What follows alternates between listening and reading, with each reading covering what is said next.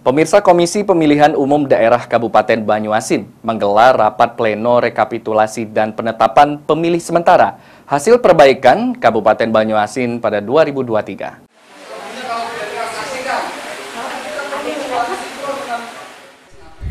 Bertempat di Gedung Serbaguna Kantor Kemenak Kabupaten Banyuasin, rapat pleno dihadiri oleh KPUD Banyuasin, PPK, Parpol, dan Bawaslu. Dari hasil rapat tersebut, diketahui bahwa KPUD Banyuasin telah merekap sejumlah 624.276 calon pemilih sementara hasil perbaikan, terdiri dari 21 kecamatan dan 313 kelurahan desa. Dari data yang ada, Riki menjelaskan terkait data pemilih tidak memenuhi syarat, sekitar 7.000 yang terdapat di Kecamatan Rantau Bayur berasal dari pemilih ganda yang terdata 2 kali. Lain halnya di Kecamatan Talang Kelapa, terdapat sekitar 15.000 data pemilih yang melakukan perbaikan. Riki menjelaskan bahwa hal itu dikarenakan perbaikan elemen data dari pilih itu sendiri.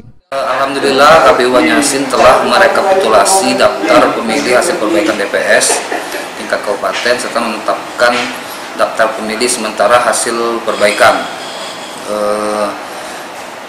Kita KPU Banyuasin telah merekap dengan sejumlah pemilihnya yaitu 624.276, 628.276, yang mana terdiri dari 21 kecamatan dan 313 kelurahan desa. Dari itu, KPUD Banyuasin menghimbau kepada masyarakat untuk melakukan pengecekan dan memastikan dirinya terdaftar di aplikasi Cek DPT Online.